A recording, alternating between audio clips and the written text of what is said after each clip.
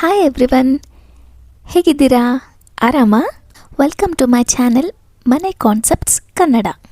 ನಿಮ್ಮ ಮನೇಲಿ ನಿಮಗೆ ಫೇವ್ರೆಟ್ ಪ್ಲೇಸ್ ಯಾವುದು ಅಂತ ಕೇಳಿದ್ರೆ ಕೆಲವರು ಲಿವಿಂಗ್ ರೂಮ್ ಅಂತಾರೆ, ಕೆಲವರು ಪೂಜಾ ರೂಮ್ ಅಂತಾರೆ, ಕೆಲವರು ಬ್ಯಾಲ್ಕನಿ ಅಂತಾರೆ, ಬೆಡ್ರೂಮು ಅನ್ಬೋದು. ಬಟ್ ಬಾತ್ರೂಮ್ ಅಂತ ಯಾರೂ ಹೇಳಲ್ಲ ಅನಿಸುತ್ತೆ. ಆದರೆ ನನ್ನ ಒಪಿನಿಯನ್ ಕೇಳಿದ್ರೆ ನಮಗೊಂದು ಸಣ್ಣ ಮೀ ಟೈಮ್ ಅಂತ ಸಿಗೋದೇ ಬಾತ್ರೂಮಲ್ಲಿ ಅನ್ಸುತ್ತೆ. ಮತ್ತು ನಮಗೆ ಡಿಫ್ರೆಂಟ್ ಯೂನಿಕ್ ಐಡಿಯಾಸ್ ಬರೋದೇ ಬಾತ್ರೂಮಲ್ಲಿ ಅನಿಸುತ್ತೆ. ಇದ್ರ ಬಗ್ಗೆ ನಿಮ್ಮ ಒಪಿನಿಯನ್ ಏನು? ಕಾಮೆಂಟ್ ಮಾಡಿ ಹೇಳಿ. ಸೊ ಈ ಥರ ಬ್ಯೂಟಿಫುಲ್ ಪ್ಲೇಸ್ನ ಹೇಗೆ ಡಿಸೈನ್ ಮಾಡ್ಕೊಳ್ಳೋದು ಮತ್ತು ಯಾವ್ಯಾವ ಮಿಸ್ಟೇಕ್ಸ್ನ ಮಾಡಬಾರ್ದು ಅಂತ ನೋಡ್ತಾ ಹೋಗೋಣ ಬನ್ನಿ.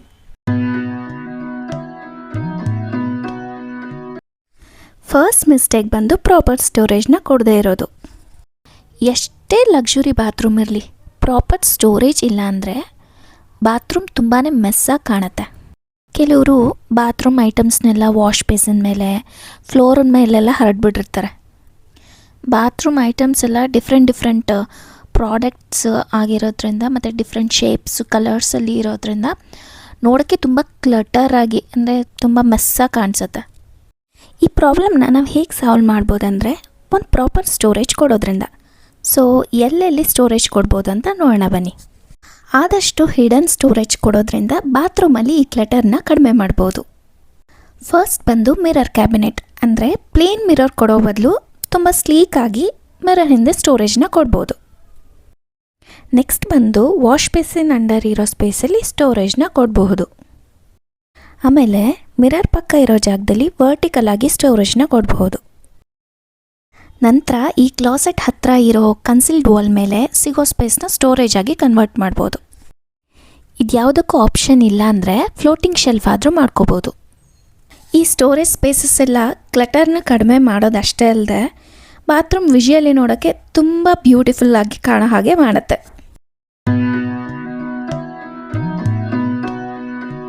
ಈ ಟೈಲ್ ಚೂಸ್ ಮಾಡೋದು ಎಷ್ಟು ಇಂಟ್ರೆಸ್ಟಿಂಗ್ ಅನಿಸುತ್ತೋ ಅಷ್ಟೇ ಕನ್ಫ್ಯೂಷನ್ ಕೂಡ.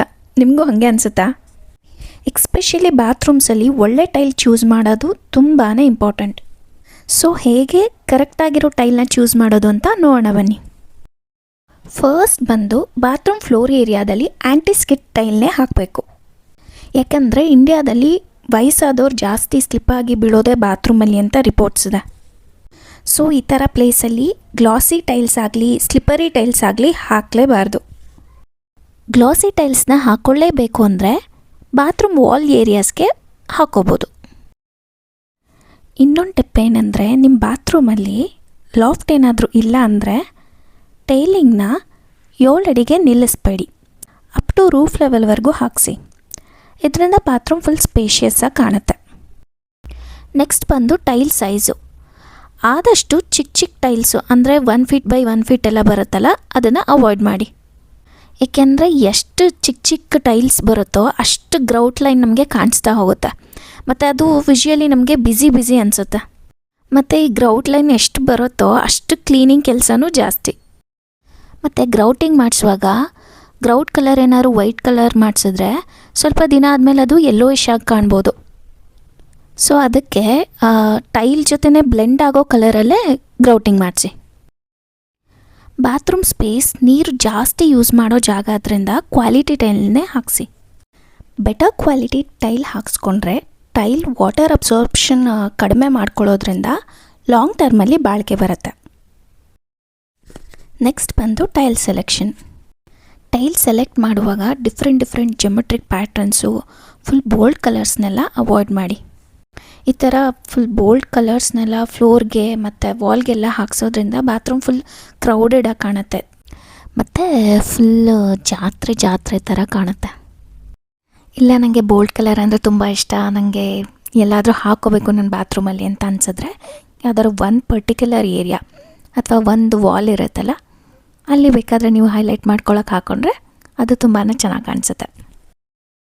ನಿಮ್ಮ ಬಾತ್ರೂಮ್ ಸ್ಪೇಸ್ ಏನಾದರೂ ದೊಡ್ಡದಾಗಿದ್ದರೆ ನೀವು ಡಾರ್ಕ್ ಕಲರ್ಸ್ಗೆ ಹೋಗ್ಬೋದು, ಏನು ತೊಂದರೆ ಇಲ್ಲ. ಬಟ್ ಬಾತ್ರೂಮ್ ಸ್ಪೇಸ್ ಚಿಕ್ಕದಾಗಿದ್ದರೆ ಅಲ್ಲಿಗೇನಾದ್ರು ಡಾರ್ಕ್ ಕಲರ್ಸ್ ಹಾಕ್ಬಿಟ್ರೆ ಬಾತ್ರೂಮ್ ಇನ್ನೂ ಚಿಕ್ಕದಾಗಿ ಕಾಣುತ್ತೆ. ನನ್ನ ಒಪಿನಿಯನ್ ಕೇಳಿದ್ರೆ ನಿಮ್ಮ ಬಾತ್ರೂಮ್ ಸ್ಪೇಸ್ ಏನಾದರೂ ತುಂಬ ದೊಡ್ಡದಾಗಿದೆಯಾ, ನ್ಯಾಚುರಲ್ ಲೈಟ್ ತುಂಬ ನೀಟಾಗಿ ಬರುತ್ತೆ ಅಂದರೆ ನೀವು ಅವಾಗ ಡಾರ್ಕ್ ಕಲರ್ಸ್ಗೆ ಹೋಗ್ಬೋದು. ಮತ್ತು ಈ ಡಾರ್ಕ್ ಕಲರಿಂದ ಏನು ಯೂಸ್ ಅಂದರೆ ಫುಲ್ ಟ್ರೆಂಡಿ ಇದು. ಮತ್ತು ಫಿಕ್ಸ್ಚರ್ಸ್ ಎಲ್ಲ ಹಾಕ್ತೀವಲ್ಲ, like black colour, gold colour, brass colour, ಅದೆಲ್ಲ ತುಂಬಾ ಹೈಲೈಟಾಗಿ ಕಾಣುತ್ತೆ ಮತ್ತು ಫುಲ್ ಲಕ್ಸುರಿ ಫೀಲ್ ಕೊಡುತ್ತೆ. ಬಾತ್ರೂಮ್ ಸ್ಪೇಸ್ ಏನಾದ್ರು ಚಿಕ್ಕದಿದ್ದರೆ ಲೈಟ್ ಕಲರ್ಸ್, ನ್ಯೂಟ್ರಲ್ ಕಲರ್ಸ್ಗೆ ಹೋಗ್ಬೋದು. ಇದರಿಂದ ಬಾತ್ರೂಮ್ ಫುಲ್ ಸ್ಪೇಷಿಯಸ್ಸಾಗಿ ಕಾಣೋ ಥರನೂ ಮಾಡುತ್ತೆ ಮತ್ತು ಮಿನಿಮಲಿಸ್ಟ್ ಎವರ್ ಗ್ರೀನ್ ಲುಕ್ ಕೊಡುತ್ತೆ.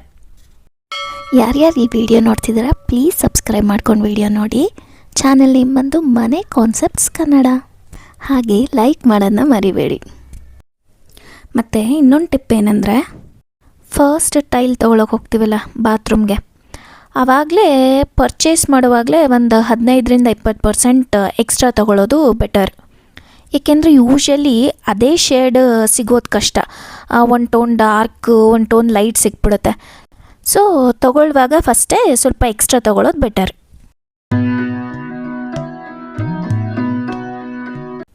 ಬಾತ್ರೂಮ್ ಎಷ್ಟೇ ಲಕ್ಸುರಿಯಾಗಿರಲಿ, ಕರೆಕ್ಟಾಗಿ ಲೇಔಟ್ನ ಪ್ಲ್ಯಾನ್ ಮಾಡಲಿಲ್ಲ ಅಂದರೆ ಅದು ವೇಸ್ಟ್ ಆಗಿಬಿಡುತ್ತೆ. ಎಕ್ಸ್ಪೆಷಲಿ ಬಾತ್ರೂಮ್ಸಲ್ಲಿ ಏಸ್ಥೆಟಿಕ್ಸ್ ನೋಡೋದಕ್ಕೆ ಎಷ್ಟು ಇಂಪಾರ್ಟೆಂಟೋ ಅದಕ್ಕಿಂತನೂ ಫಂಕ್ಷನಾಲಿಟಿನೇ ಇಂಪಾರ್ಟೆಂಟ್. ಸೊ ಬಾತ್ರೂಮ್ ಲೇಔಟಲ್ಲಿ ಯಾವ ಮಿಸ್ಟೇಕ್ ಮಾಡಬಾರ್ದು ಅಂತ ನೋಡ್ತಾ ಹೋಗೋಣ ಬನ್ನಿ. ಕೆಲವು ಬಾತ್ರೂಮ್ಸಲ್ಲಿ ಡೋರ್ ಎಂಟ್ರಿಗೆ WC ಕೊಟ್ಬಿಟ್ಟಿರ್ತಾರೆ. ಅದು ನೋಡೋಕ್ಕೆ ತುಂಬಾ ಆಕ್ವರ್ಡಾಗಿ ಕಾಣುತ್ತೆ. ಸೊ ಈ ಮಿಸ್ಟೇಕ್ ಅಂತೂ ನಿಮ್ಮ ಬಾತ್ರೂಮಲ್ಲಿ ಮಾಡೋಕ್ಕೆ ಹೋಗಿಬಿಡಿ. ನೆಕ್ಸ್ಟ್ ಮಿಸ್ಟೇಕ್ ಏನಂದರೆ, ಕೆಲವು ಬಾತ್ರೂಮ್ಗಳಲ್ಲಿ ಶವರ್ ಏರಿಯಾನ ಬಾತ್ರೂಮ್ ಮಧ್ಯನೇ ಹಾಕ್ಬಿಟ್ಟಿರ್ತಾರೆ. ಇದರಿಂದ ವ್ಯಾನಿಟಿ ಮತ್ತು ವಾಷಿಂಗ್ ಕ್ಲಾಸೆಟ್ ಆ ಏರಿಯಾಗೆಲ್ಲ ನೀರು ಸ್ಪಿಲ್ ಆಗ್ತಾ ಇರುತ್ತೆ. ಸೊ ಅದಕ್ಕೆ ಬಾತ್ರೂಮ್ನ ಪ್ರಾಪರಾಗಿ ಡಿವೈಡ್ ಮಾಡ್ಕೋಬೇಕು, ಡ್ರೈ ಏರಿಯಾ, ವೆಟ್ ಏರಿಯಾ ಅಂತ. ಬಾತ್ರೂಮಲ್ಲಿ ಈ ಶವರ್ ಏರಿಯಾನ ಬಾತ್ರೂಮ್ ಎಂಡಲ್ಲಿ ಹಾಕೋದ್ರಿಂದ ನೀರು ಎಲ್ಲ ಕಡೆ ಬೀಳೋದನ್ನ ತಪ್ಪಿಸ್ಬೋದು.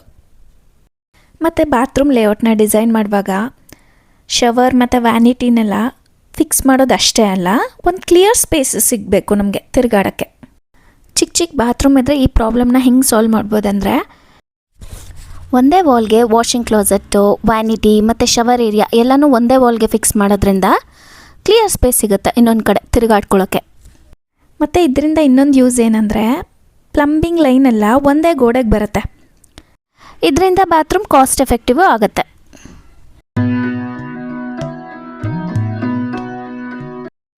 ನೆಕ್ಸ್ಟ್ ಬಾತ್ರೂಮಲ್ಲಿ ಇನ್ನೊಂದು ಮಿಸ್ಟೇಕ್ ಏನಂದರೆ, ಬಾತ್ರೂಮ್ನಲ್ಲಿ ನಿಶಸ್ನ ಕೊಡದೇ ಇರೋದು. ಈ ನಿಶಸ್ನ ಕೊಡೋದ್ರಿಂದ ಬಾತ್ರೂಮ್ ಏಸ್ಥೆಟಿಕ್ಕಾಗೂ ಚೆನ್ನಾಗಿ ಕಾಣಿಸುತ್ತೆ ಮತ್ತು ಸ್ಟೋರೇಜ್ಗೂ ಯೂಸ್ ಆಗುತ್ತೆ. ಮತ್ತು ಈ ನಿಶಸ್ ಎಷ್ಟು ಬಾತ್ರೂಮ್ಗೆ ಎಲಿಗೆಂಟ್ ಲುಕ್ ಕೊಡುತ್ತೆ ಅಂದರೆ, ಸೇಮ್ ಟೈಲ್ ಅಂದರೆ ವಾಲ್ ಟೈಲ್ ಯೂಸ್ ಮಾಡ್ತೀವಲ್ಲ, ಅದೇ ಸೇಮ್ ಟೈಲ್ನ ನಿಶಸ್ಗೂ ಯೂಸ್ ಮಾಡಿದ್ರೆ ಫುಲ್ ಕಾಮ್ ಮತ್ತು ಮಿನಿಮಲಿಸ್ಟಿಕ್ ಲುಕ್ ಕೊಡುತ್ತೆ. ಅದೇ ಕಾಂಟ್ರಾಸ್ಟ್ ಸ್ಟೈಲ್ ಯೂಸ್ ಮಾಡಿದ್ರೆ full highlight, modern, elegant look ಕೊಡುತ್ತೆ. ಈ ನಿಶಸ್ನ ಸ್ಟೋರೇಜ್ ಸ್ಪೇಸಿಗೆ ಅಷ್ಟೇ ಯೂಸ್ ಮಾಡ್ಕೊಳ್ದೆ ಅಲ್ಲೇನಾದ್ರು ಡೆಕೋರ್ ಐಟಮ್ಸ್ ಇಟ್ಟರೆ ಅದು ಫುಲ್ ಮಾಡ್ರನ್ ಲುಕ್ ಕೊಡುತ್ತೆ.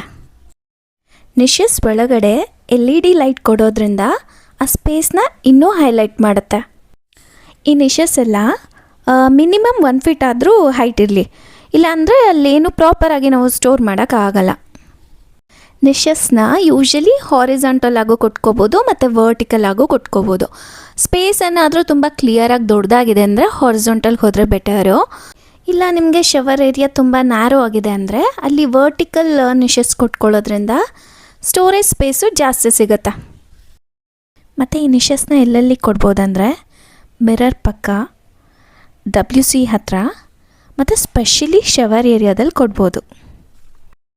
ಮತ್ತು ಏನಂದರೆ, ಈ ನಿಶಸ್ನ ಬಿಲ್ಡ್ ಮಾಡಬೇಕಂದ್ರೆ ಟಾಯ್ಲೆಟ್ ವಾಲ್ ಬಿಲ್ಡ್ ಮಾಡ್ತಿರ್ತಾರಲ್ಲ, ಆವಾಗಲೇ ಡಿಸೈಡ್ ಮಾಡ್ಕೊಂಡು ಹೇಳಿ ನಿಶಸ್ ನಿಮಗೆ ವರ್ಟಿಕಲ್ ಬೇಕಾ ಅಥವಾ ಹಾರಿಜಾಂಟಲ್ ಬೇಕಾ ಮತ್ತು ಎಷ್ಟು ಡೈಮೆನ್ಷನ್ಸ್ಗೆ ಬೇಕಂತ.